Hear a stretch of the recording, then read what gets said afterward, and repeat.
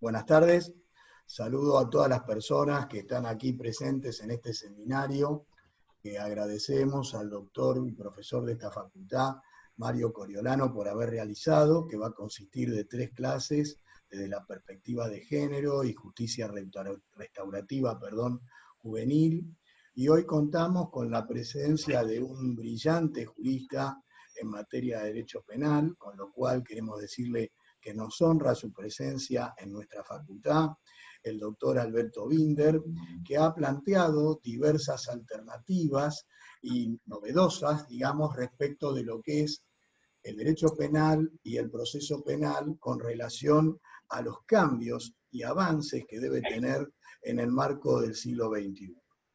Para nosotros, los que no somos especialistas en derecho penal, es muy importante llegar a conocer y saber las distintas posiciones que se están planteando desde el punto de vista no solo del derecho penal como teoría de la pena, sino del proceso penal como su transición desde el punto de vista del proceso inquisitivo al proceso acusatorio, como así también la política criminal en lo que se refiere a la ejecución penal y a las formas de aplicación de la pena.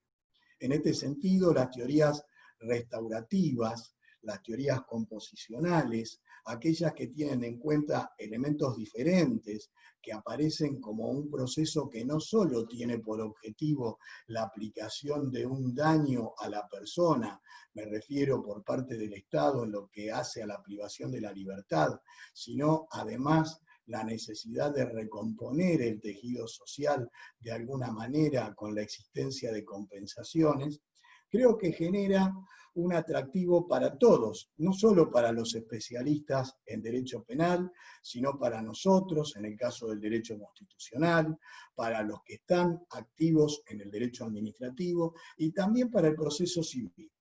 Porque el proceso civil moderno, sobre todo en las doctrinas que refieren a la defensa del consumidor, aplica penas.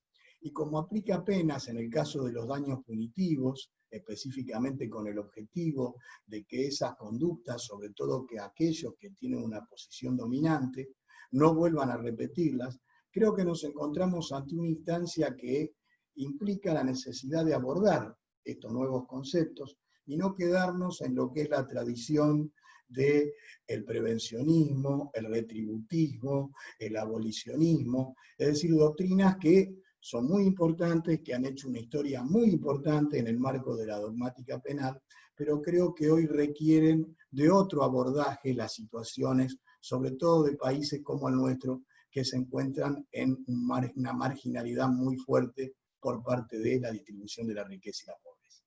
Obviamente, queremos agradecerle al doctor Coriolano nuevamente el hecho que haya tenido esta iniciativa y al doctor Alberto Binder decirle que cuando tengamos posibilidad le vamos a entregar un diploma de visitante ilustre, no le vamos a poner virtual, pero bueno, lo vamos a tener que recibir algún día en nuestra facultad. Le agradezco mucho, doctor, a vos también, Mario, el hecho que hayas organizado esto y la verdad que me voy a quedar a escucharlos un rato. Muchas gracias.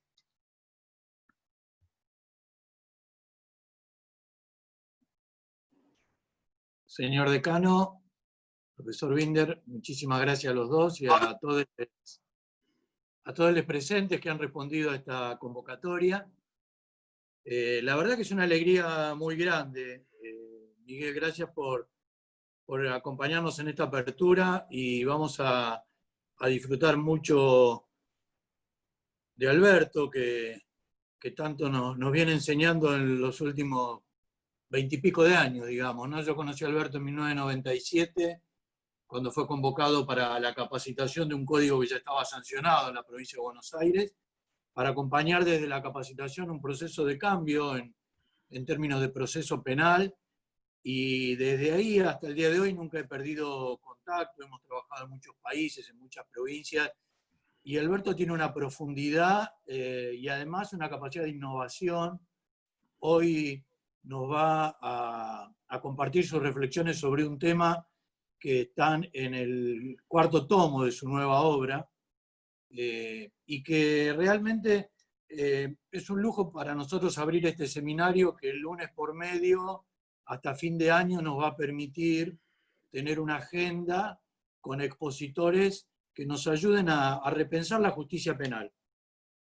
Están los alumnos de la cursada de este año, también hay de otras disciplinas y hay colegas y alumnos de otras materias.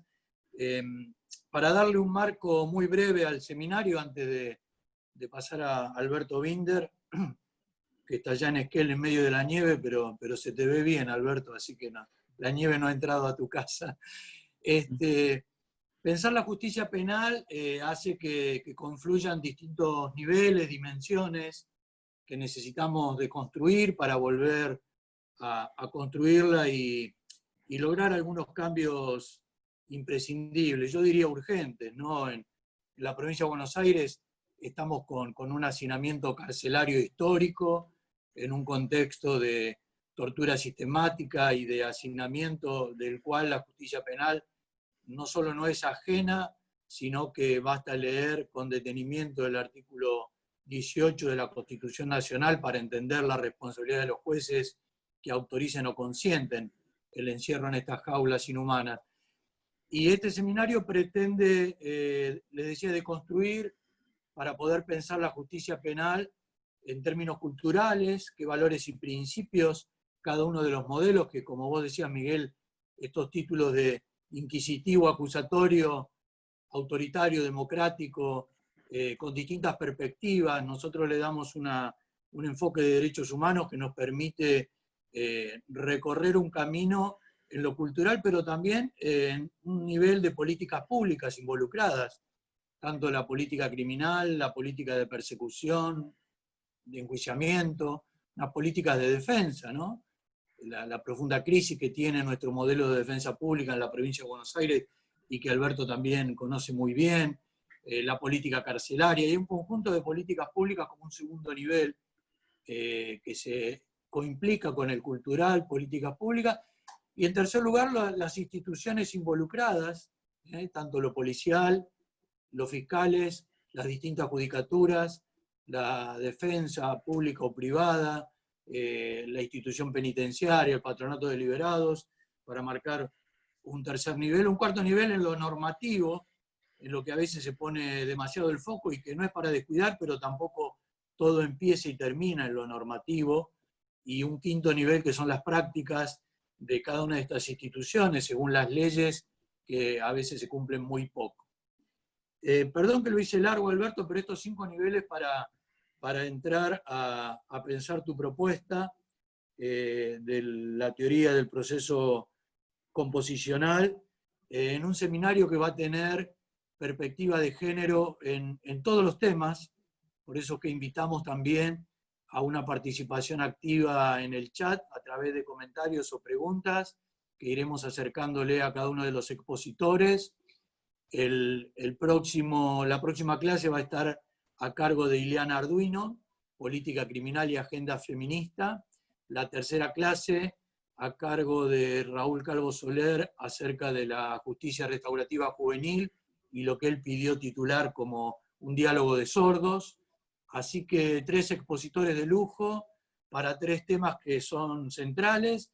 Y termino con esto, invito a todos los que se han sumado a este seminario virtual a que nos propongan temas y exposiciones en línea con estas primeras 3 clases para poder recorrer, pensar una nueva justicia penal con ajustes, consolidando fortalezas, y hoy de la mano del presidente del INESIP, alguien que ha liderado la reforma de la justicia penal en toda la región en los últimos 20 años.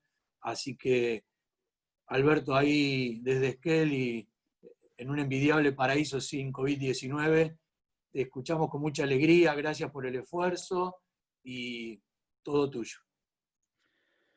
Bien, buenas tardes, saludos al señor decano, gracias por la invitación, Mario, como siempre. Este año estaban planeadas un conjunto de actividades por varios lados para poder intensificar el diálogo con la Facultad de Derecho de la Universidad de La Plata, porque nos interesaba muchísimo instalar varias de las nuevas discusiones allí, pero bueno, esto es lo que podemos hacer en reemplazo de todas las actividades que estaban planeadas.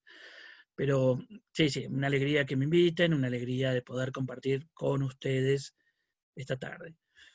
Hoy vamos a hablar de un tema teórico, pero hablar de un tema teórico no significa hablar en las nubes, sino al contrario, tratar de reflexionar con un poquito más de extensión o de horizonte sobre un problema que tiene muchísimas connotaciones prácticas.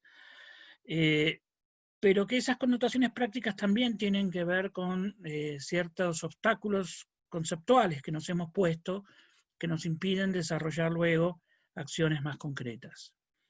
Fíjense ustedes que si hay algo que caracteriza con distintos niveles de intensidad, pero lo caracteriza muy notoriamente toda la legislación penal y criminal de la justicia, del proceso penal de América Latina y de nuestro país de los últimos 20 años, es una fuerte irrupción de las herramientas que permiten tanto la construcción de salidas reparatorias como la suspensión del proceso en base a una solución cuasi reparatoria. Ahora vamos a ir viendo.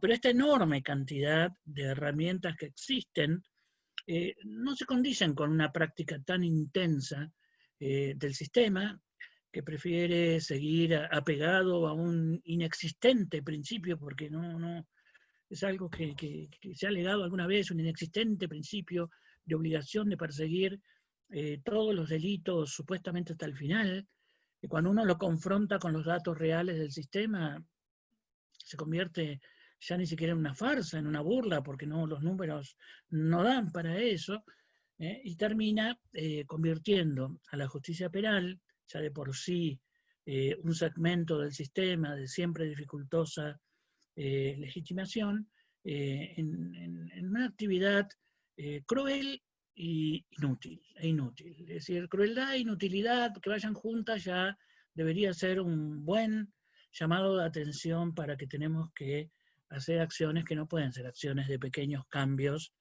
de reglas, como muchas veces nos tienta a que hagamos la burocracia judicial o la clase política que no quiere entrarle al tema.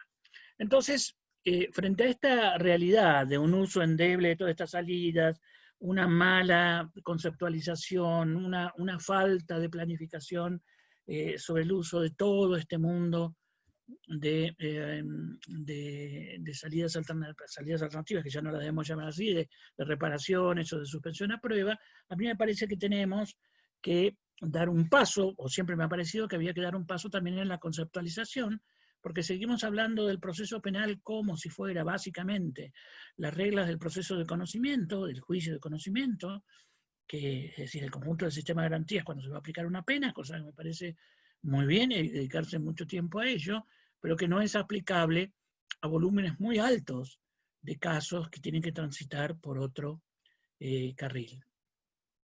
Históricamente acá, como pasa también en el proceso de conocimiento, por aquí estamos atados a algo que vivo, digamos, señalando, y es que queremos explicar legislaciones nuevas, realidades nuevas, en una sociedad muy distinta, pero seguimos atados al corpus teórico de los procesos mixtos, es decir, al gran modelo de teorización que se da alrededor de los códigos napoleónicos, del modelo napoleónico, que es muy poderoso, tan poderoso que todavía lo tenemos vigente en el país en algunos lados, pero que además de esta fuerte vigencia en la legislación ya residual, porque casi en América Latina quedan estos pedacitos de Argentina, pero sigue siendo muy fuerte en la práctica, y también sigue siendo en la teoría. Nosotros seguimos creyendo que la teoría del proceso es una teoría creada así en abstracto, cuando es en gran medida una teoría para explicar el proceso mixto en base a los grandes comentadores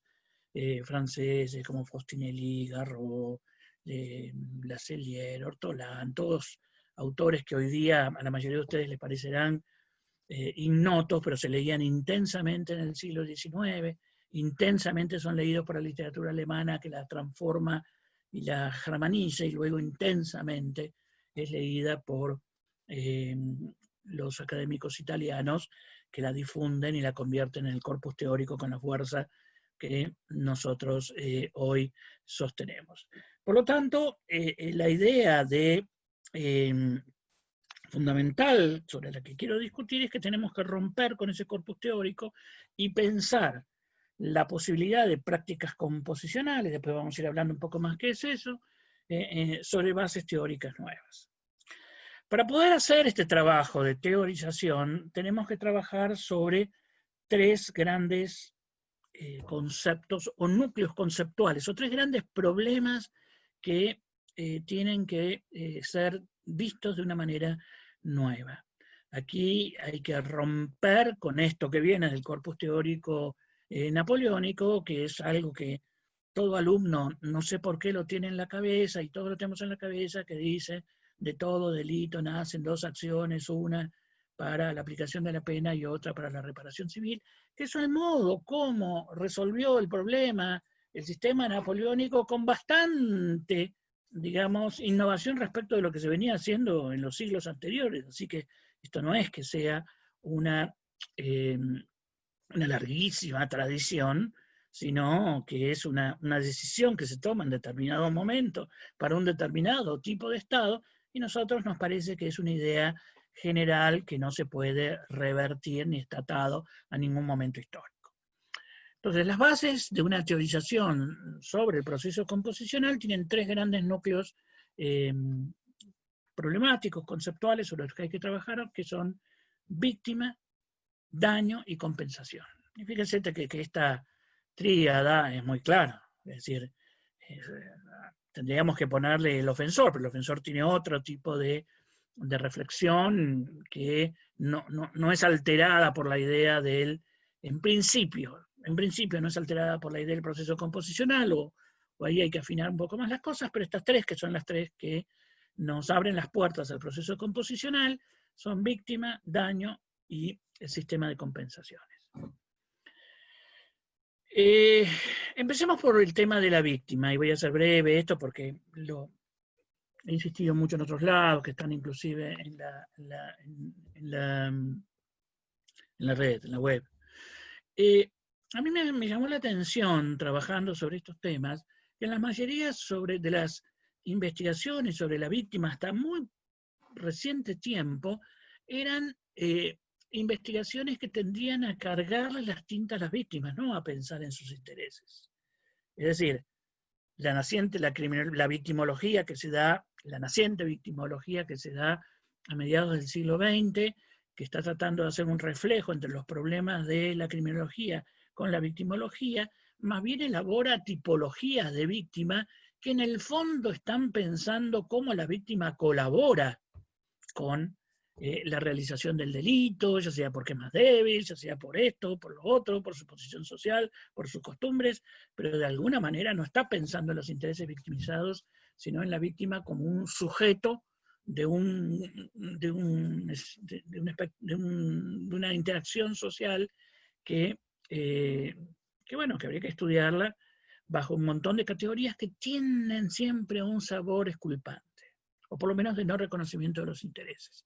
Eso uno lo encuentra sobre todo en la primera literatura victimológica. Después, sobre todo, la irrupción de gente como Emilio Viano, la irrupción de los grandes problemas de derechos humanos, después la irrupción del problema de violencia de género, cambia este eje. Pero siempre quedó esta idea que hay que estar muy atento de que cuando estudiamos a la víctima es porque un poquito de culpa tiene ella, o hay que trabajar sobre la idea de compensación de culpas. Esto es muy notorio en la lo que se llama la victimodogmática, es decir, cuando la dogmática penal estudia los problemas de víctima, los estudia claramente como formas de eximentes totales o parciales, ya sea a través del estudio del consentimiento, ya sea a través de la concausalidad o de la culpabilidad de la víctima, es decir, lo que en lenguaje más moderno se llama la víctima que produce riesgos, etcétera, etcétera, etcétera, etcétera. Y mucha de la dogmática penal habla de la victimodogmática como si fuera un pensamiento a favor de la víctima, cuando en realidad es una forma de descargar otra vez responsabilidades. El estudio que nosotros tenemos que hacer de las víctimas, yo no soy ni victimólogo, digamos, pero sí tenemos que volvernos a pensar, es un estudio acerca de los intereses dañados en la sociedad. Y acá no tenemos que inventar nada. Yo lo escuchaba al señor decano al inicio y de eso se trata. El estudio de los intereses dañados en la sociedad forma parte central del sistema de responsabilidad de la sociedad. Y al formar parte del sistema de responsabilidad de la sociedad, nosotros vamos a tener múltiples intereses dañados. Muchos conocerán esta distinción que hacemos entre derecho penal del conflicto y derecho penal infraccional. En la tradición inquisitorial, que es la tradición infraccional, como enseñó Foucault y todos conocemos, la relación básicamente es entre el infractor y un poder y un sistema normativo de ese poder. Es decir, es siempre lo que Soler ya llamaba, y lo decía con toda claridad, y estoy hablando de Soler, no de Zaffaroni, lo llamaba el delito como desobediencia, es decir, básicamente lo que debemos castigar es la desobediencia al rey, al monarca, al orden social, como dice Foucault, o más modernamente, a nosotros nos parecen que son teorías modernas cuando son la vieja y campante tradición inquisitorial, la lealtad a la norma, el legislador democrático, la estabilización del sistema normativo, que son frases nuevas para decir lo mismo que se venía diciendo desde el siglo XVI con toda fuerza. Frente a eso, nosotros estamos hablando de un concepto, ahora lo introduzco, que es el concepto de daño, que está íntimamente ligado a el concepto de víctima. Y aquí hay que hacer las reflexiones que hace el sistema de responsabilidad civil. A mí me llama la atención que el Código Civil, con sus luces y sus sombras, pero trae todo un nuevo modelo de responsabilidad que pareciera que no impacta sobre el desarrollo del derecho penal, o que no tiene que impactar, cuando el sistema de responsabilidad de una sociedad es el mismo. ¿Cuál sería la razón para que exista un delito, es decir, que al mismo tiempo no genere responsabilidad civil? Y para generar responsabilidad civil necesita que exista un daño. El concepto del daño es un concepto central de todo nuestro sistema de responsabilidad civil, y nuestro sistema de responsabilidad civil es unitario. Este es un tema clásico del derecho penal, que se lo conocía como el carácter subsidiario del derecho penal, a la unidad del ilícito. Tenía distintos nombres, uno lo va a encontrar en los dogmáticos penales clásicos, pero lentamente se lo va abandonando, se lo va superficializando, y pareciera que no tienen nada que ver una cosa con la otra, cuando en realidad lo que tenemos que pensar es la pregunta acerca de la pena, es por qué la pena y no la responsabilidad civil.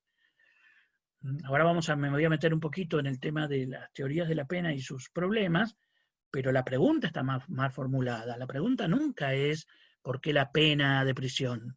La pregunta es ¿por qué la pena de prisión en lugar de otros de los mecanismos de responsabilidad civil que tienen, obviamente, menos costos que el ejercicio de la violencia, mucho más en las condiciones, como dijo Mario, en la cual estamos ejerciendo nuestra violencia en nuestras cárceles? Esto no puede ser sacado de la situación concreta en la que estamos reflexionando. La pregunta de una teoría de la pena con una suficiente, lo que en la epistemología se conoce como situacionalidad, es decir, debe ser ¿por qué estas penas que estamos aplicando en nuestras cárceles en vez de la responsabilidad civil? Esa es la pregunta, realmente. Y ustedes recorran los libros de la dogmática penal y el derecho penal y no está hecho. La conjunción de los distintos tipos de daños con los conceptos de víctima hacen que nosotros no podamos hablar de un concepto unitario de víctima. La teoría del proceso composicional tiene que abrir la reflexión sobre la víctima para producir distintos niveles de víctima. Claro que existirá una víctima individual, que es la que ha recibido el golpe, las lesiones, lo que corresponda, pero es más fácilmente identificable a esa víctima del daño individual, pero enseguida vamos a tener víctimas familiares, víctimas grupales un poco más amplias, que son también sectores que están victimizados. Vamos a tener víctimas que son barriales. Yo realmente me agravio mucho, me enoja mucho cuando me dicen, no, el narcotráfico es un delito sin víctima. Y uno puede identificar a las víctimas individuales, que no, digamos, que hacen esto, o si un barrio determinado que ha sido atrapado por la violencia de un mercado de drogas y los niños y jóvenes son reclutados violentamente para que sean soldaditos y se han distorsionado todas las reglas de ese barrio no es víctima, no hay víctima de ese barrio. Es decir, ¿a quién se le puede ocurrir en pensar en una abstracción como la salud pública, que eso sí es difícil de entender, y no ir generando distintos estratos de victimización? Vamos a tener víctimas colectivas más amplias, víctimas colectivas todavía más amplias.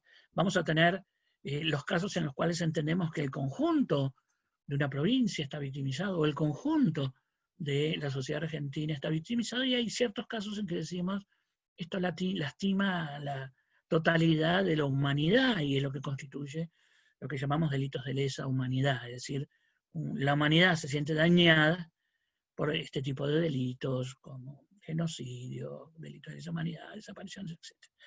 Pero todos esos niveles de víctima son los que tenemos que estudiar, y tenemos muchas disciplinas de las ciencias sociales, no solo la sociología, la psicología social, las psicologías sociales de tipo comunitario, las teorías de la comunicación, etc. Tenemos todo un mundo de trabajo sobre lo social que nos permite ir construyendo estas formas de víctimas distintas.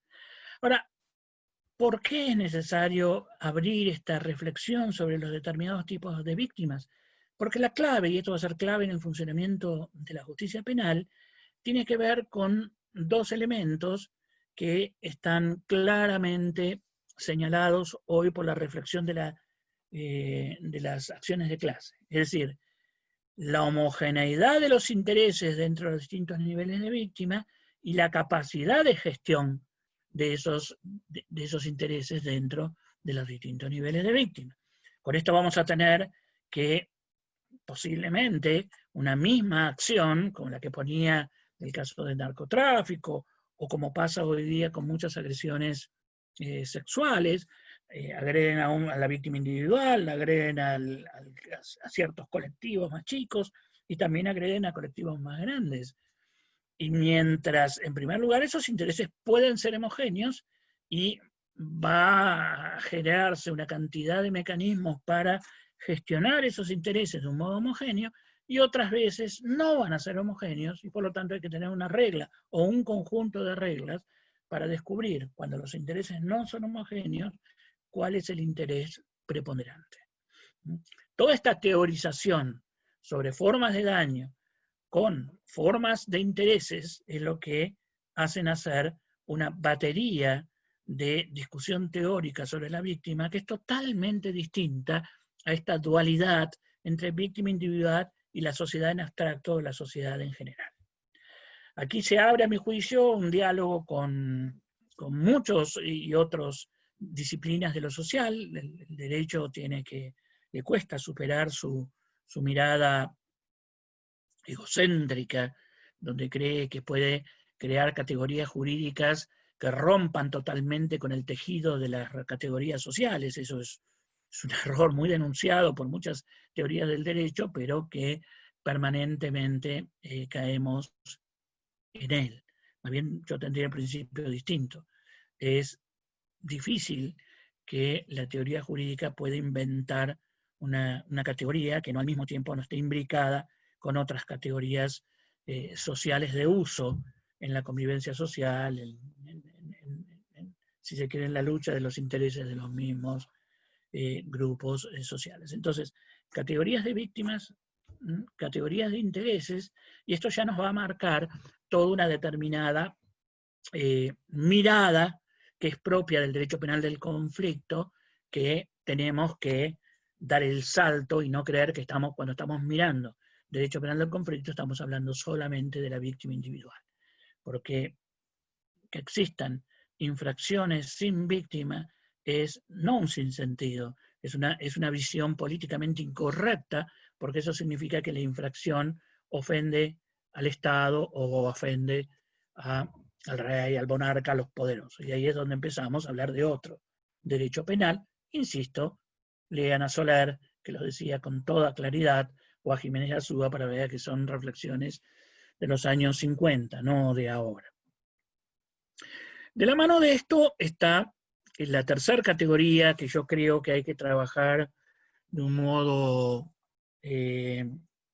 renovado, no quiero usar nuevo porque no es nuevo, es renovado, que es la idea de compensación. Lo que existe, y esto me parece que es casi una idea de sentido común, es que la víctima, interés dañado, que ha sufrido un daño, necesita ser compensado.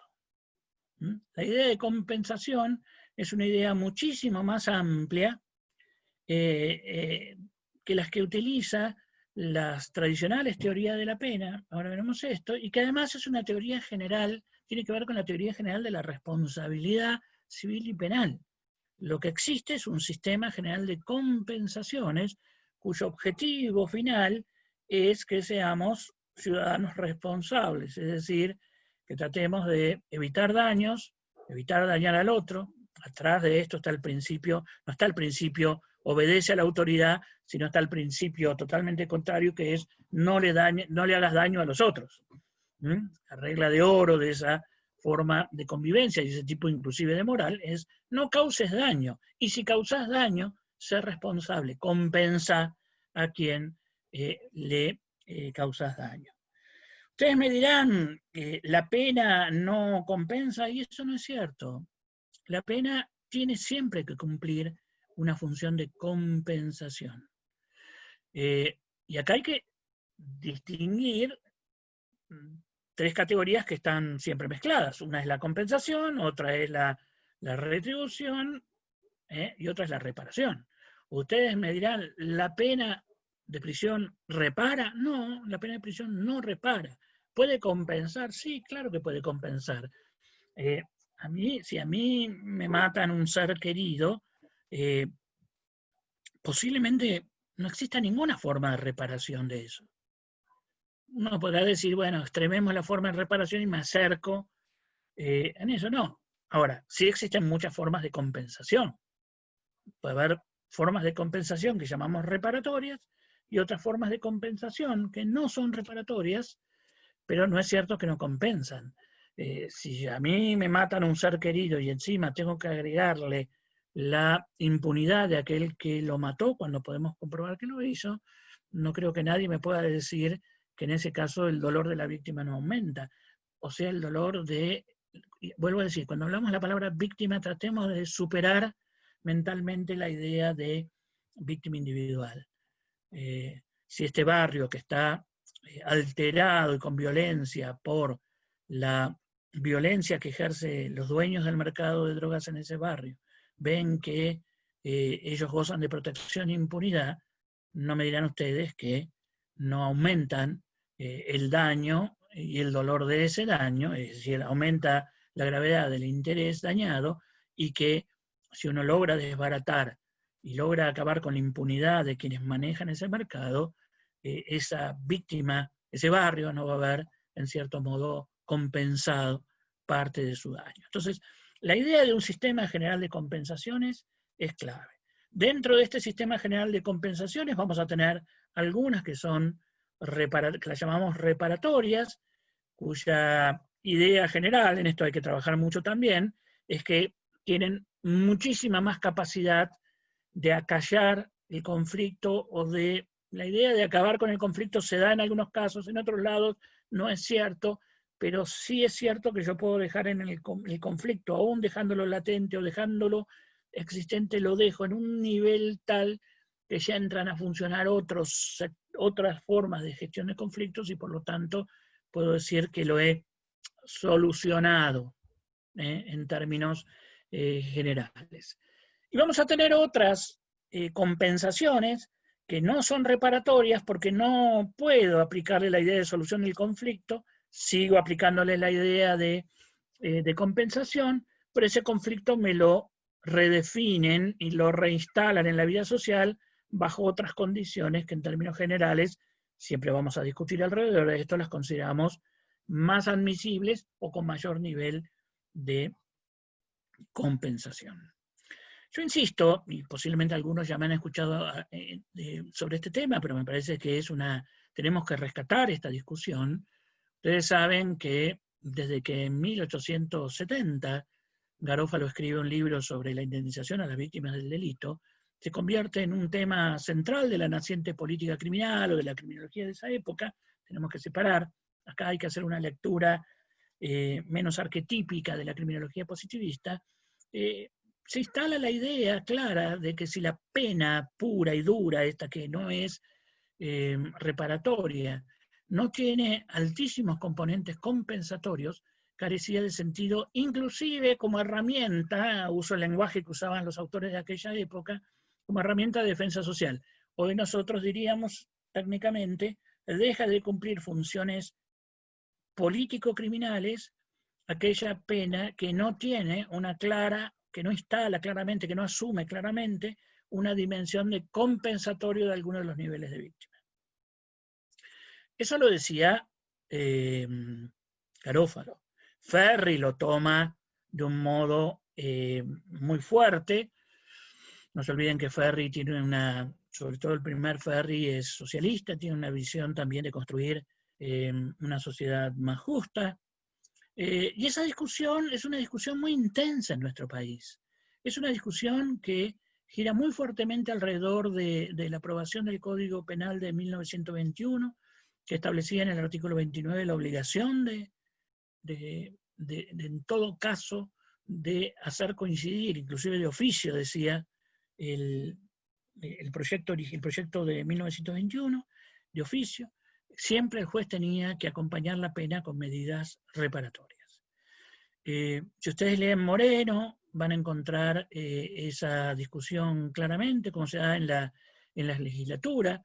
Todos los teóricos de esa época, Ramos, Herrera, todos discuten alrededor de esto. A la crítica que ya se hacía entonces y que todavía hoy sale, bueno, pero si me tocó un imputado insolvente, ¿quién va? ¿Cómo hacemos algunas medidas reparatorias? ¿Cómo compensamos algo? ¿Cómo metemos este tema? Bueno, Ferri contestaba anticipándose un siglo a lo que después va a desarrollarse, diciendo, bueno, pero el Estado que pague.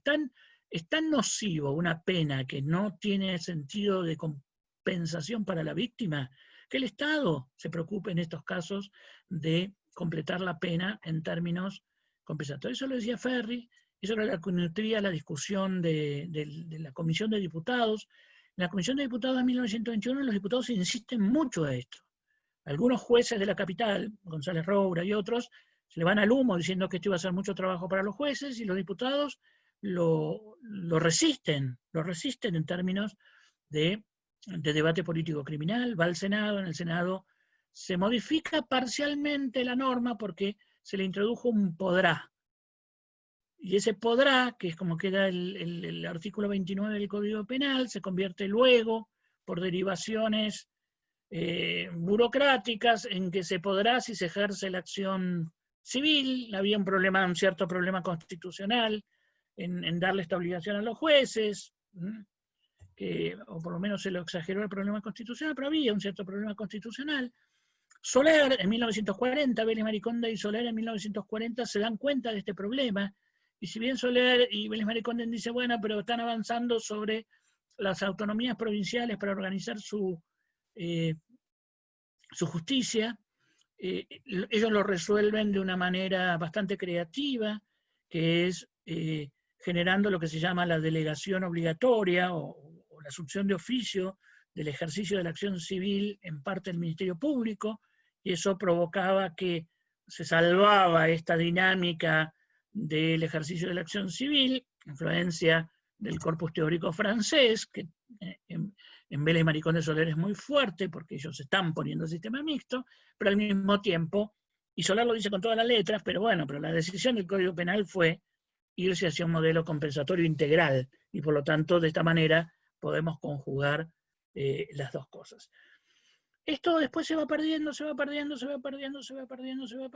y el resultado es que hoy usamos cada vez penas más altas y cada vez con menos función compensatoria, y al mismo tiempo le estamos dando a la sociedad la estamos educando en un diálogo irracional. Yo no creo que la sociedad sea la productora de irracionalidades y de este protofascismo que algunos teóricos dicen que tienen los vecinos y la sociedad, sino que las instituciones de la justicia penal son las que están permanentemente haciendo una prédica de crueldad, inutilidad y de desesperación que va inyectando este veneno en la sociedad.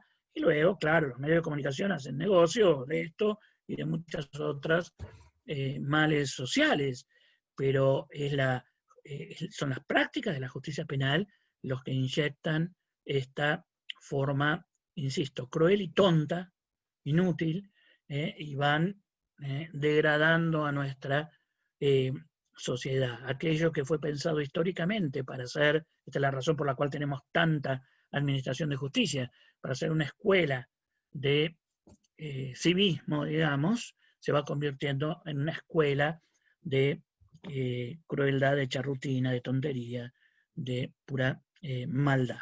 Entonces ven cómo alrededor de la idea de sistema general de compensaciones tenemos que, y de daño y de víctima, tenemos tres núcleos muy fuertes para hacer una renovación teórica del proceso composicional. Y aquí destaco 2 o 3 elementos nuevos. El primero, como ya se señaló, es decir, todo el sistema de responsabilidad civil reaccionando ante la sociedad de riesgos aumenta sus instrumentales. Se va hacia la aplicación de penas con el derecho punitivo, se va hacia las acciones de clase porque tiene que comprender que los intereses en juego tienen muchos niveles de víctima. Hoy la reflexión sobre las víctimas está en las acciones de clase, donde se trabajan con todos estos niveles de homogeneidad de intereses, y el derecho a la justicia penal, la acción penal siempre fue una forma de acción de clase. Se establecen nuevas formas más simbólicas y además tiene una reflexión sobre lo preventivo en la responsabilidad civil, que todo esto es ignorado por la teoría del derecho penal y procesal penal, como si no existiera. Desde los autores del análisis económico del derecho, que hay gente de mucha calidad acá en nuestro país que lo está estudiando, que se plantean problemas de prevención general o de utilidad social, hasta aquellos que están trabajando sobre una idea de compensación más vinculada a los intereses victimizados. La teoría de la responsabilidad civil tiene hoy día una densidad teórica mucho mayor de nuestra teoría de la pena, que está repitiendo hace 200 años más o menos lo mismo sin superar las discusiones de Kant, Hegel y Roeder. Y que además, fíjense ustedes, que siempre está pensando en 2 categorías nada más, o los efectos que tiene la pena sobre el individuo, miedo, expiacionismo, lo que ustedes quieran, toda la forma de prevención especial, o si no pasamos a la sociedad en general, como si el delito fuera una cuestión homogénea y pudiéramos hablar de prevención general en sentido abstracto, lo que se va convirtiendo cada vez más en una especie de visión muy grotesca y muy mala teóricamente de las funciones de la pena en la sociedad moderna. Con lo cual, yo creo que hay que hacer una renovación muy fuerte de esa reflexión en base a los elementos que digo y en diálogo con todo el desarrollo teórico de la responsabilidad civil. Ahora bien, y vamos cerrando un poco porque ya va pasando el tiempo.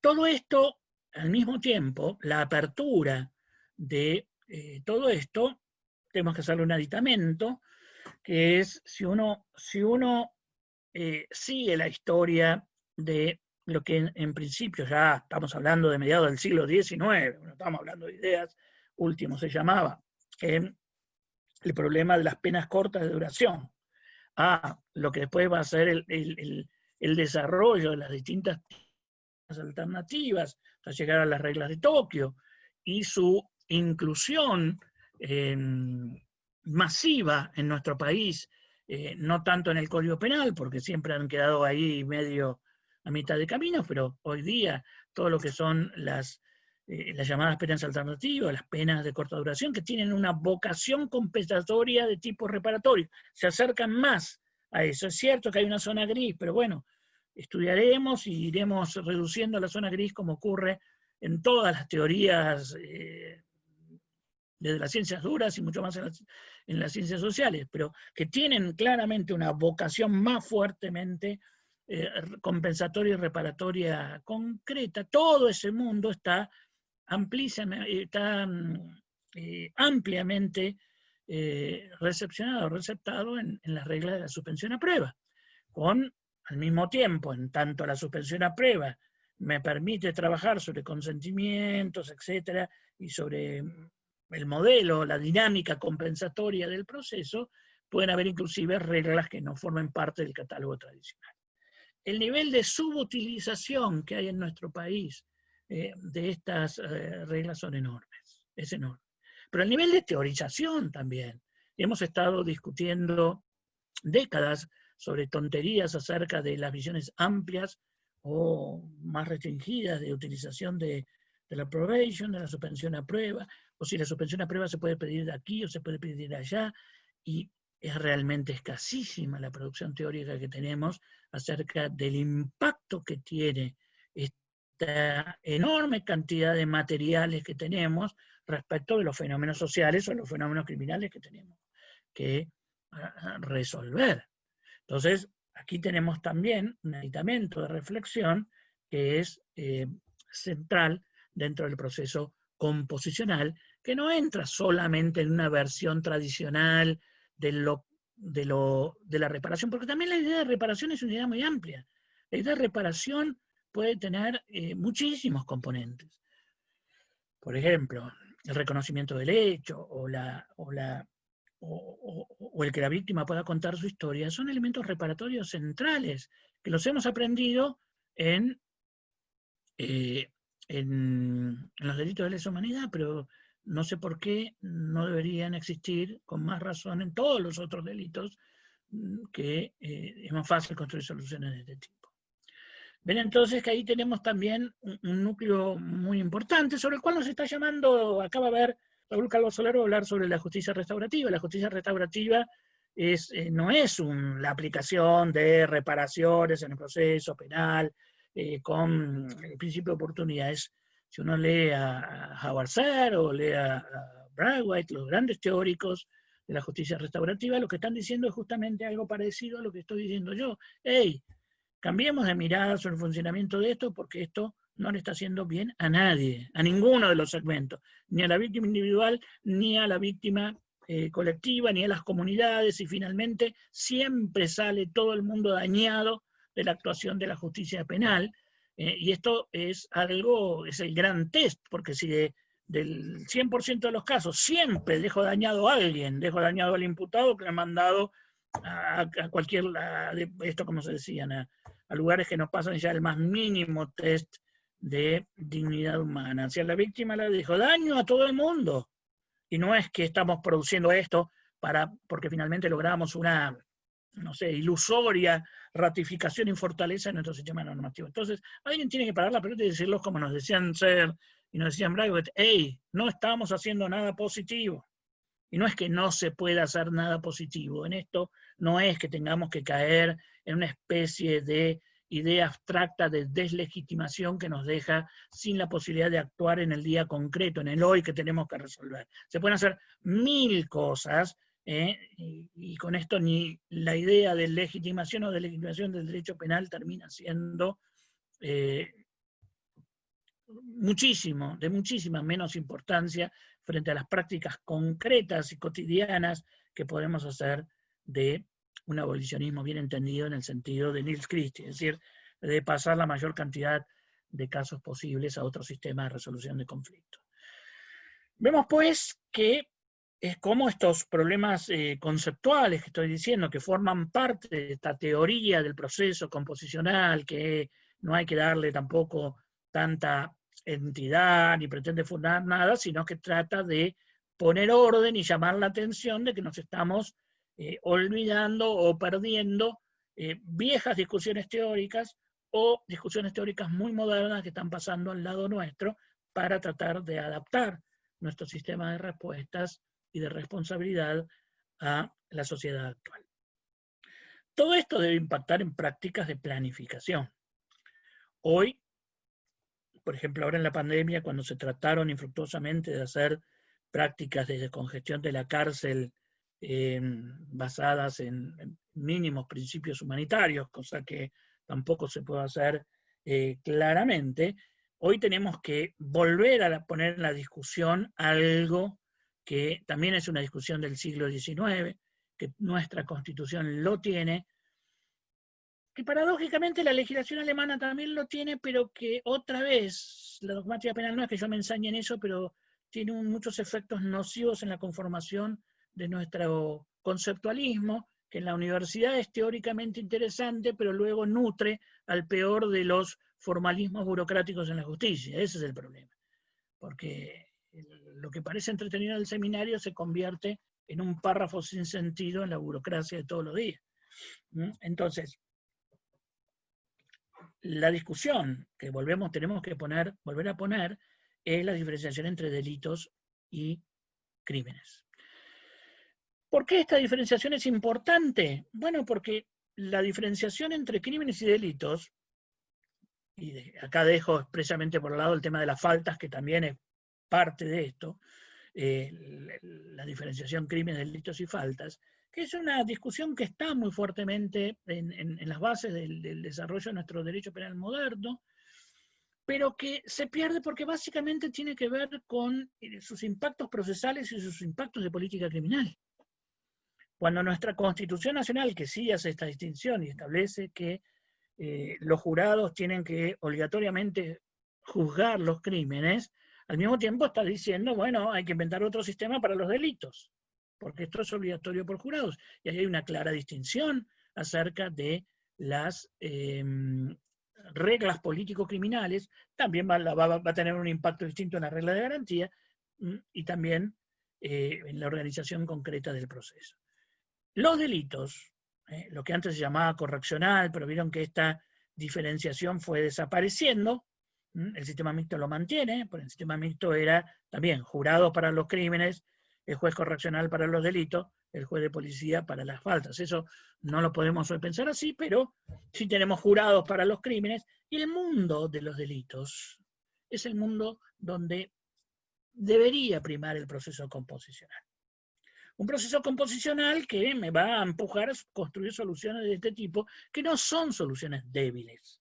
Este es otro de los mitos que tenemos que superar. Hacer una respuesta composicional no significa hacer una respuesta político-criminal débil.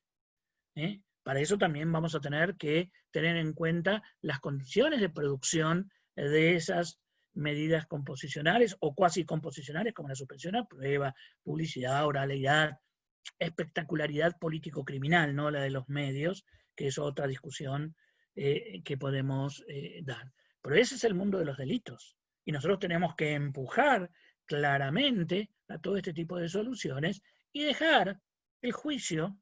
Pues yo ahí dudo, la última reforma que estuvimos trabajando en Bolivia, los diputados nos dijeron, miren, cuando es crimen, olvídense el procedimiento abreviado, olvídense todo, ahí hay que ir a juicio. Y que los fiscales sepan, vamos a definir estos 15 son los crímenes de este país, en esos crímenes vamos a juicio. Y nos salimos también de esta rémora del procedimiento abreviado que se está buscando cada vez más, porque no es solamente el plea bargaining norteamericano, es la excusa que se tiene para el secretismo, porque el procedimiento abreviado es escrito, es la escriturización, es la burocratización de la decisión frente al carácter de interacción social que tiene el juicio oral. Entonces, crímenes, nos vamos a los juicios, nos vamos a los jurados. Ahí sí discutimos de otra manera prisión preventiva, pero lo que es delitos, ¿para qué prisión preventiva? Tenemos que hacer todo lo posible por evitar llegar a la aplicación de una pena, y tenemos una enorme cantidad de baterías.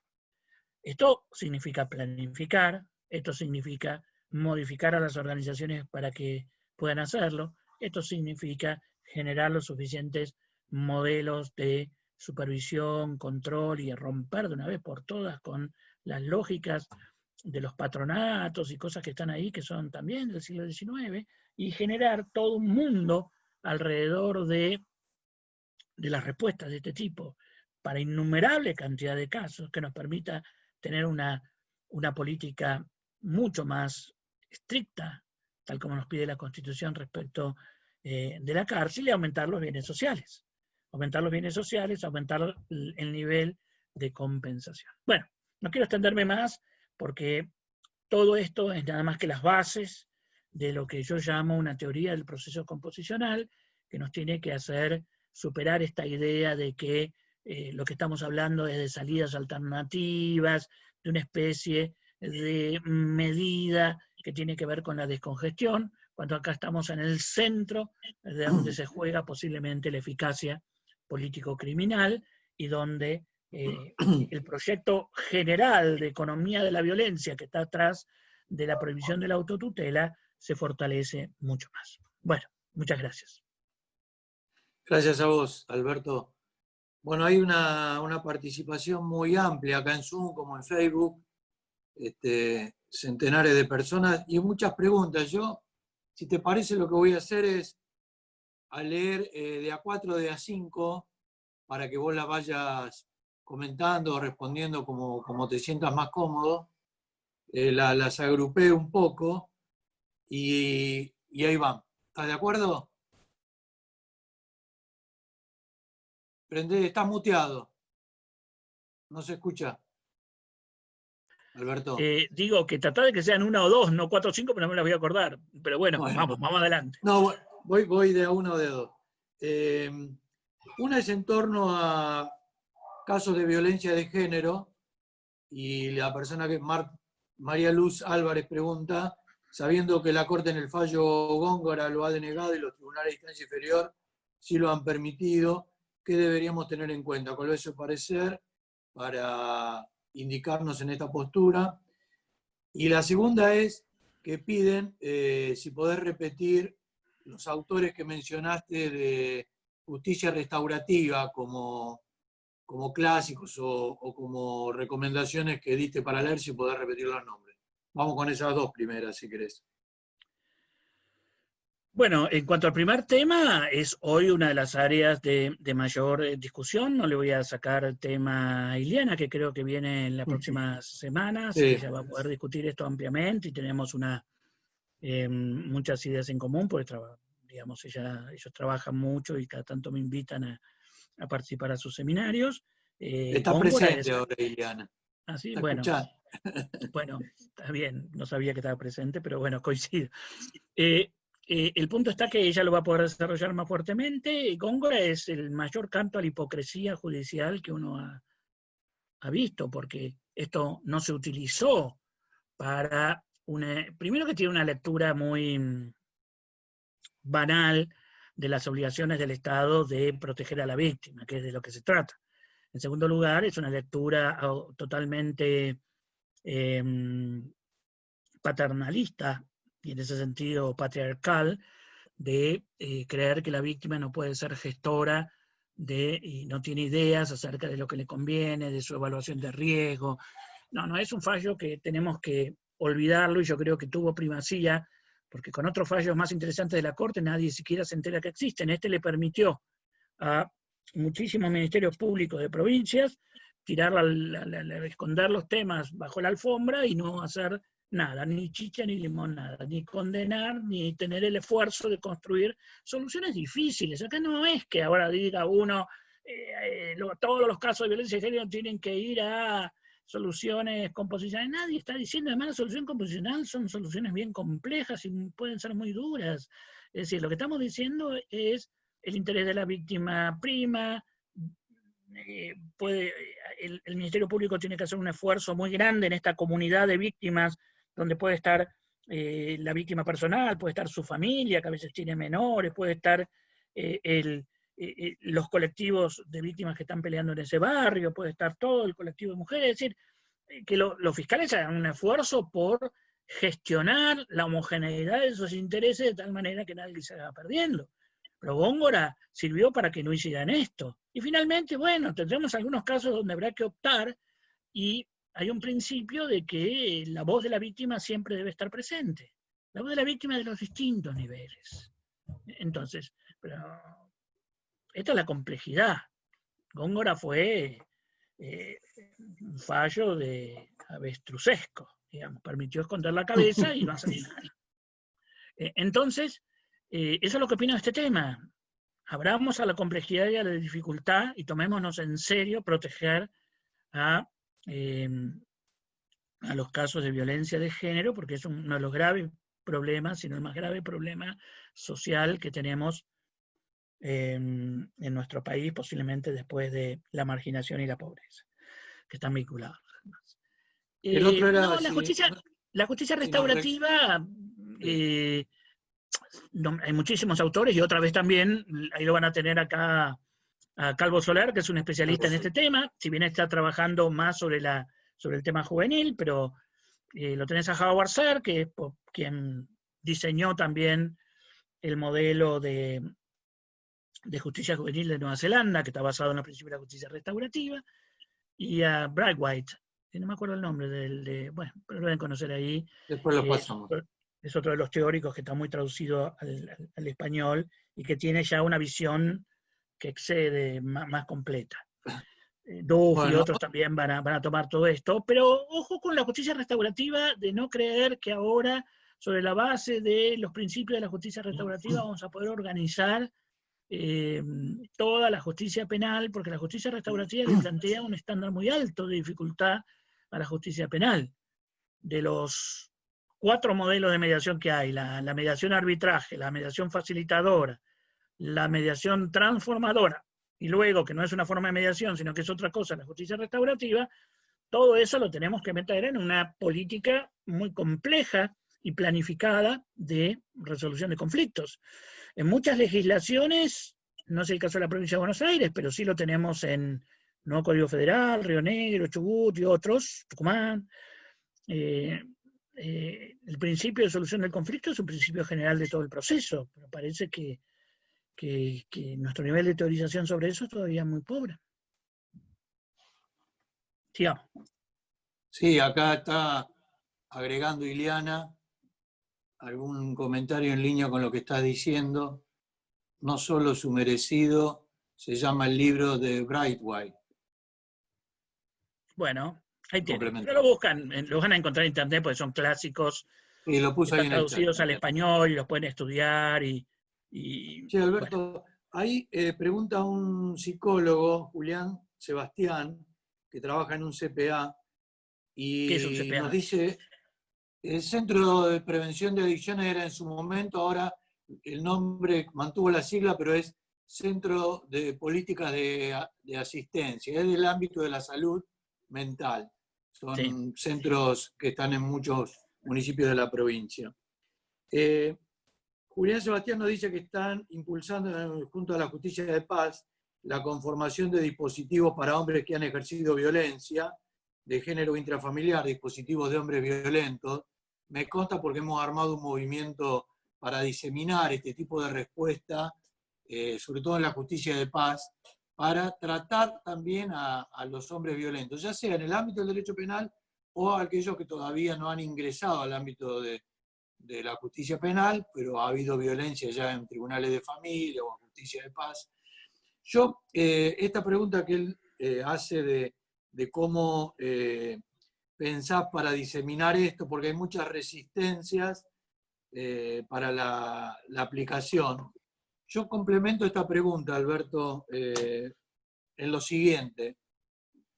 Vos en un momento pusiste el reflector en las prácticas, el nivel de las prácticas de la justicia penal, le llamaste una escuela de crueldad, de pura maldad y una degradación de herramientas.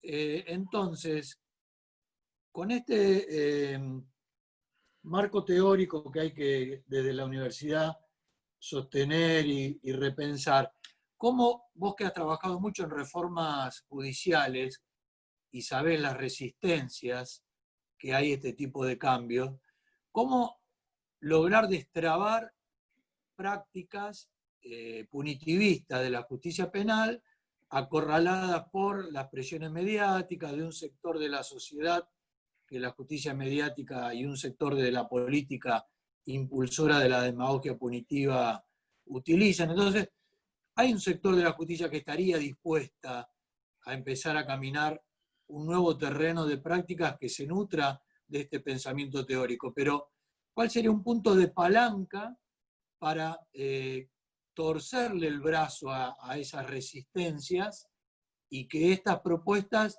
tengan un campo orégano? Porque vos sabés, como lo dijiste, que si las capacitaciones no vienen desde la misma institución, no son ingrediente activo de procesos de cambio. Está bueno escucharlo a Binder, pero después, ¿cómo lo aplico en mi trabajo? Si la inercia va para otro lado y las prácticas no me permiten. Entonces, ¿cómo lograr modificaciones institucionales como esto que dice el psicólogo, donde la interdisciplina, como bien marcaste vos, nos puede nutrir, porque hay mucho recorrido interdisciplinario para este tipo de respuestas que hay que buscar y que no sean solo cárcel y más cárcel y más cárcel? Hoy la provincia de Buenos Aires está en un récord histórico de encierro en jaula. Otra vez rompimos los 5.000 presos en comisaría, Alberto. Entonces, hay una inercia que romper, que creo que este es un escenario, la academia, la universidad, y pensar. Bueno, a ver, en cuanto a la primera parte de la pregunta, que me parece muy interesante y quedará para otra vez charlar sobre el tema de la redefinición de la justicia de paz. Yo creo que la Universidad de La Plata, que históricamente es uno de los grandes motores de la autonomía municipal y su grupo, CON y otros, bueno, que ahora no los tengo a mano, digamos, pero bueno, la Escuela Platense de Municipalismo, que ha sido una gran luchadora durante tantos años, y ahí hay algunos de los miembros de ellos que sostienen algo que para mí es muy importante, que es, en lo cual creo además, y es que hay un sistema judicial municipal, que no es ni siquiera el modelo francés de los jueces de paz que dependen del Poder Judicial. En la medida que abramos ese sistema judicial municipal, del cual hay otro autor platense que me disculpará, pero no me acuerdo ahora el nombre,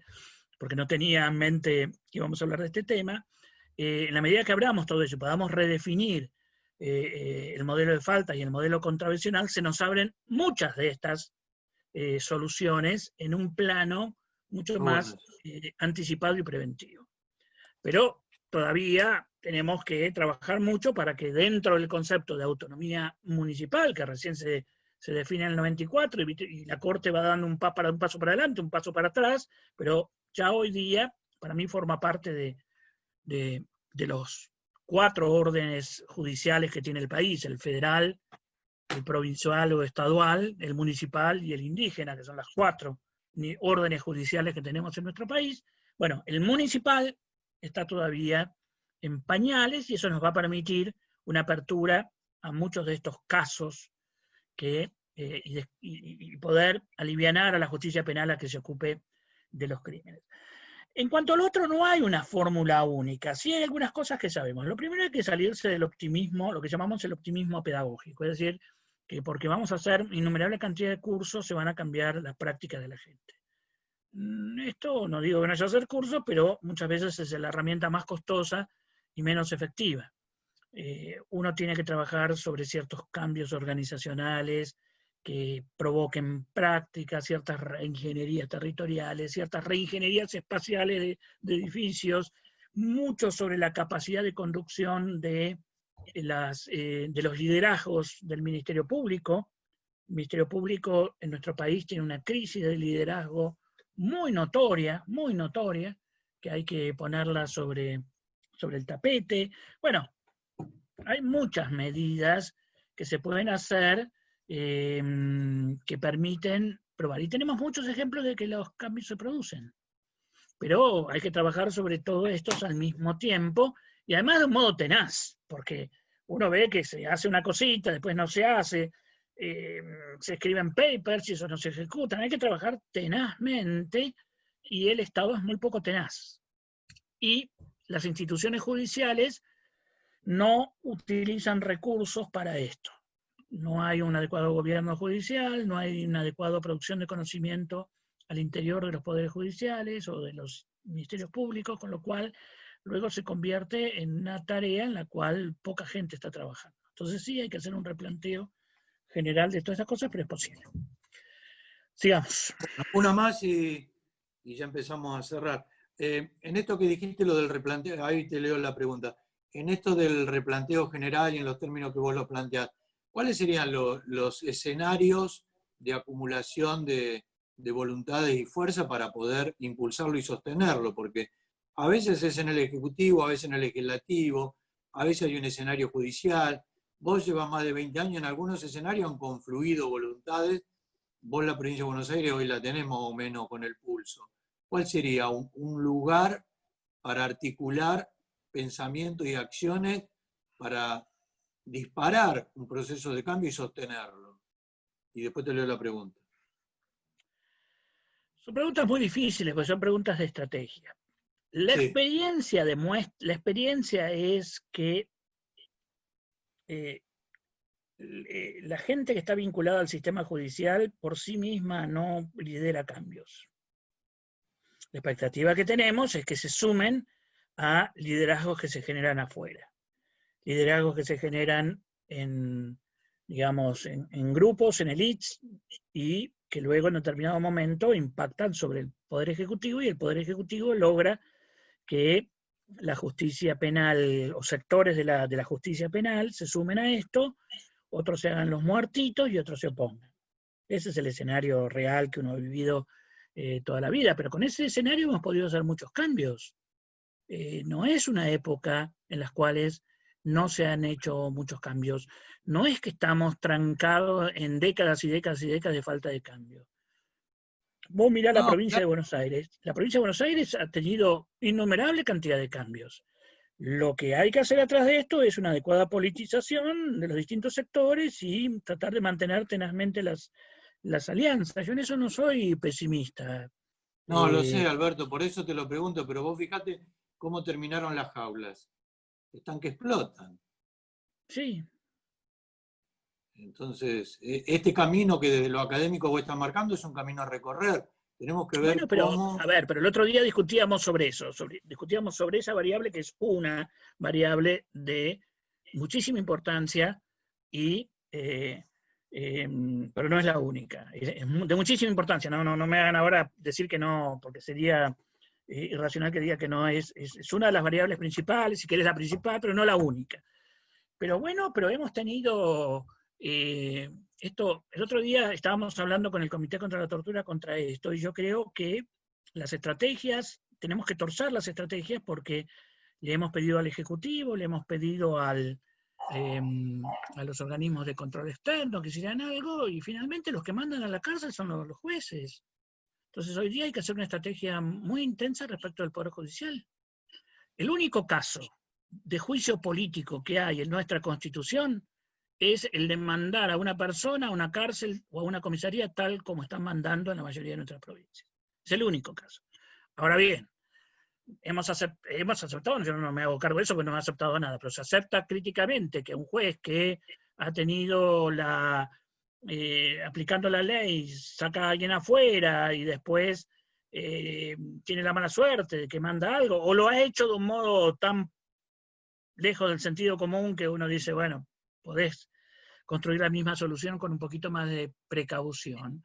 Pero ¿cuántos casos conocemos de juicios políticos que se hayan presentado por un juez que ha mandado a una persona a un lugar de tortura, como es la cárcel o una comisaría, en cuanto a esto? Ahora, si vos me decís, puedo contar 1, 2 y 3 y cambiar todos los jueces, no creo que esto se logre, y además no creo que esto cambie. Pero me parece que es hora de generar mecanismos que vayan directamente y fijen el centro de la responsabilidad en los jueces. No hay una sola persona en nuestro país que esté en esas cárceles que no haya sido mandado por el juez.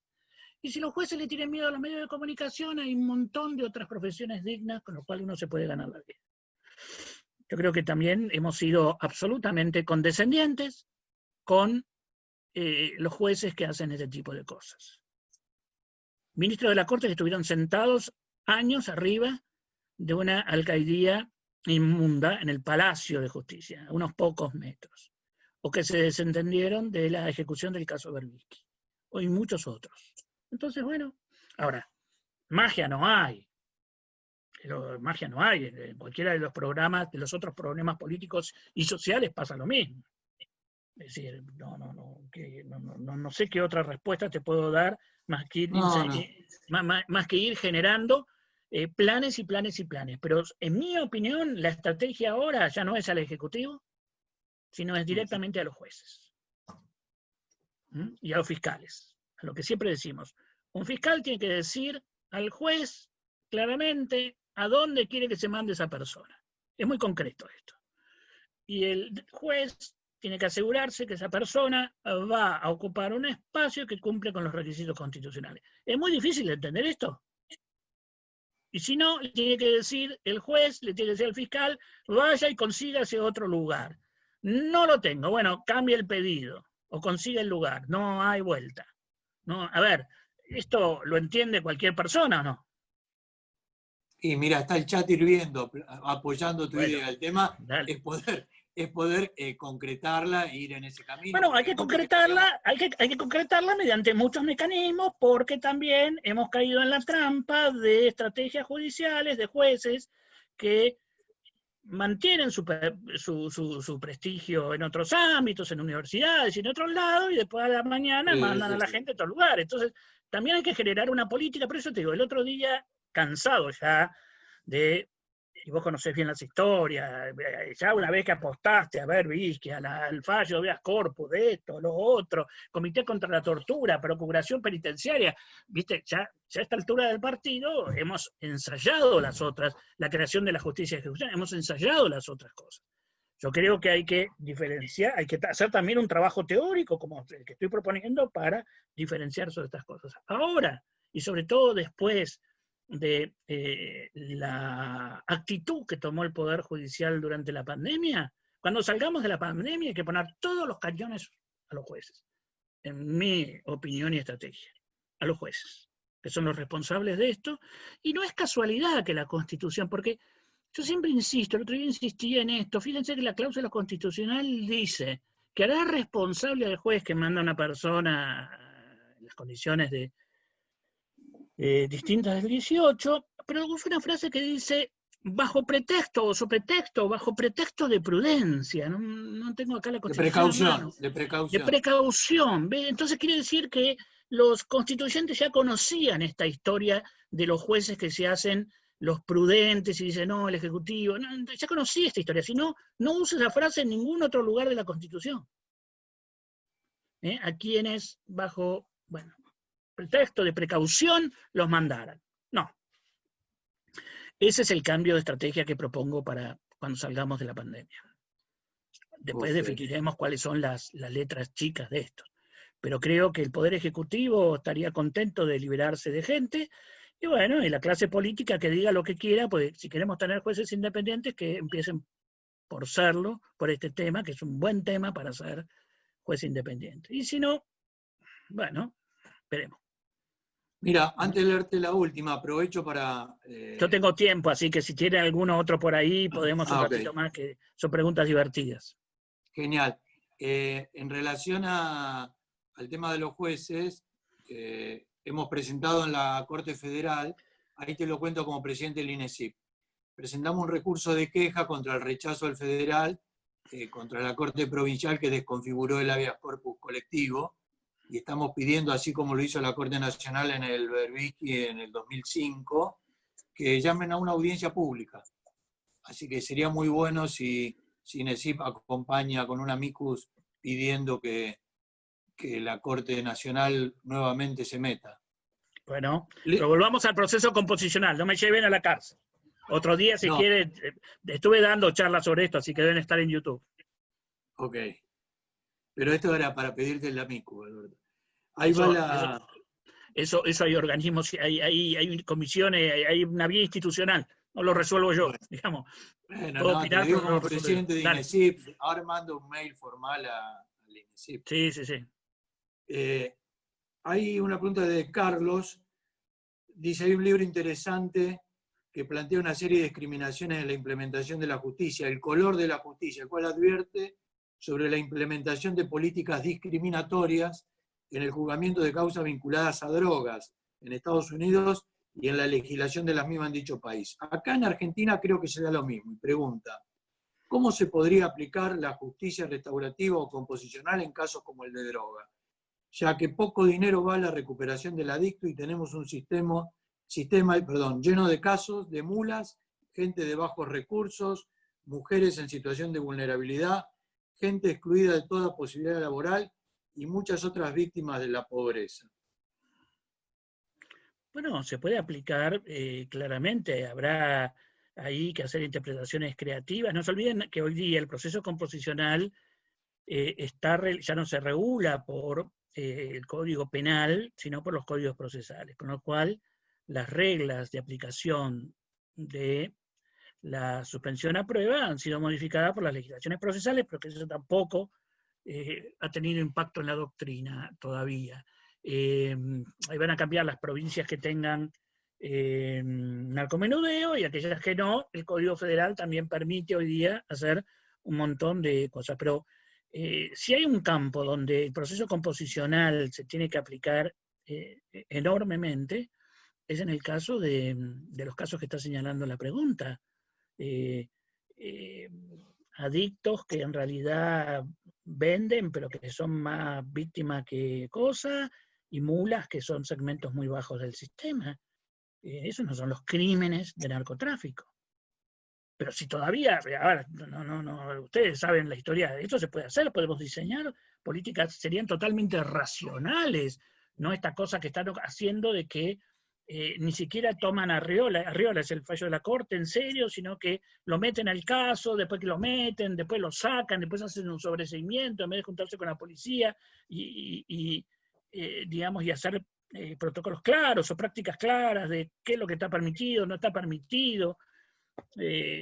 O como finalmente hicieron los mexicanos, cómo puede ser que esté permitido que yo me fume unos porros en mi casa, pero no está permitido que tenga una planta, ¿de dónde voy a sacar? No me pueden obligar a comerciar en un mercado ilícito, si es producción para mí. Hay mil cosas que se pueden hacer, y narcotráfico es uno de los casos en los cuales más claramente, si no hacemos una política de proceso composicional, que no es solamente plata, son muchas otras cosas, abran la mente respecto de lo que es el proceso composicional, no nos vamos a ocupar en serio de los casos de narcotráfico que tenemos que ocuparnos y que tenemos niveles de ineficiencia enormes. Por eso ya es otra charla sobre reforma federal, policía de investigaciones, pero sí que narcotráfico es un área privilegiada para hacer esto. La verdad que están lloviendo preguntas, así que hasta las 10 de la noche le damos. Bueno, hagamos dos más y ya, porque bueno, vieron que el Zoom es bastante más cansador, digamos. Sí, es cierto. Y muchas gracias nuevamente por el esfuerzo. Ahora salís a caminar a la nieve un rato y... Sí. A propósito de la interdisciplina que se estuvo mencionando, creemos, alguien acá de la Facultad de Derecho de La Plata, creemos que sería importante nutrir los cuerpos de docentes en la Facultad de Derecho también con profesionales provenientes de otras disciplinas para el estudio de estos temas. Y una más... bueno, contesto esa rápido, sí, sin ninguna duda, siempre que la interdisciplina también haga sus cambios, porque así como tenemos graves problemas en la enseñanza del derecho, también lo tenemos en otras ciencias sociales. La interdisciplina no es fácil de hacer, la interdisciplina gira alrededor de un trabajo bastante riguroso y una especie de definición clara de los problemas que resolver, pero sin ninguna duda que tenemos que integrar reflexiones de otras áreas, ni siquiera integramos bien otras áreas del derecho, aquí sin un pensamiento sociológico, sin un pensamiento de la psicología social o no social, es imposible avanzar en estos temas sin esta apertura interdisciplinaria. Y acá Felipe Granillo Fernández marca la bipolaridad política del mensaje del poder político, que por un lado declara la emergencia penitenciaria y por el otro acompaña los pedidos de juicio político a los pocos jueces que se animan a otorgar los derechos que le corresponden a las personas privadas de libertad. Y en la misma línea, bueno, hay preguntas acerca del sector de la sociedad y de los medios. Yo diría la tripolaridad, porque las asociaciones de magistrados y la Corte, o la cuatripolaridad, las asociaciones de magistrados que arman unos escándalos grandes cuando tienen que salir a pelear sueldos o alguna otra cosa, no es que salen a defender la independencia judicial de este tipo. No salen con la misma fuerza diciendo, miren, este juez, y si lo hace juicio político, paramos todo. Yo no he escuchado nunca este tipo de cosas. Como también las asociaciones magistrados, cuando tienen jueces que son espantosos, como hemos tenido en federal, nadie dice nada y pueden estar ahí. No. Entonces ahí hay otra polaridad, y la Corte Suprema, si quiere tener funciones de gobierno, que asuma esto también. Funciones de gobierno en sentido estricto no es administrar recursos, sino que la única idea de función de gobierno del Poder Judicial es defender la independencia judicial. Lo otro es administrar recursos que tienen que estar administrados y no tienen por qué estar la Corte. Tampoco creo que está el gobierno en la Corte, pero si lo tienen es para defender la independencia judicial con fuerza. No así con este tipo de cosas. Tampoco son ideas raras estas. No, pero bueno, es bueno escucharlo y pensar sobre esto y nada, es un esfuerzo grande, como decís vos, este tipo de charlas, así que te vamos liberando, tomate, bueno, entonces, si tenés palabras agua ahí, finales. Hace un cierre, ¿cómo? Sí, bueno, entonces, palabras finales. Bueno, un gusto a todos. Sí, palabras finales. Después cuando terminen las otras sesiones, que tienen gente muy interesante para escuchar, así que van a ir volviendo sobre este tema, pues finalmente el seminario es siempre sobre estos temas. A ver, un poco el mensaje que quiero darles, tenemos un momento para la acción política, y hay que hacerla, tenemos un momento para la acción institucional y todo, hay que hacerlo, pero también reservémonos un momento para hacer una crítica a los momentos de teorización. Porque si no, la universidad también surfea sobre las desgracias y no cumple la parte que tiene que cumplir, que es construir teorías para entender y transformar nuestro presente. Y es en este campo del derecho procesal penal, donde para mal, para bien, con luces y sombras, todo lo que sabemos, se han hecho tantos cambios institucionales, pero se sigue produciendo una enseñanza y una reflexión teórica que va atrás de los acontecimientos. Entonces, tomemos esta parte de desafío, porque si no, siempre jugamos al Antón Pirulero y no asumimos la parte que tenemos que asumir. Lo que yo trataba de transmitirles es que alrededor de este momento composicional necesitamos hacer una reflexión teórica que hará explotar de ideas nuevas, y cuando tengamos más ideas nuevas, bueno, el momento de la acción institucional, el momento de la acción política va a estar mejor nutrido. Bueno, muchas gracias y nos vemos en la próxima sesión donde escucharé a Ileana, creo. Gracias, Alberto. Ahí está Ileana, sigue ahí firme escuchando. Así que, como vos decís, la idea del seminario es recorrer con vos, Ileana, Raúl. Te vamos a invitar antes de fin de año, si podés, para ir revisando los marcos teóricos, porque la universidad tiene que producir, tiene la obligación de dar ideas para repensar la justicia penal y esperemos que el seminario vaya sembrando el terreno. Muchas gracias nuevamente por el esfuerzo y por estar. Chau a todos y gracias por estar ahí. Chau. Chau, un abrazo, un saludo a todos. Chao a todos. Chao. Qué capo, qué...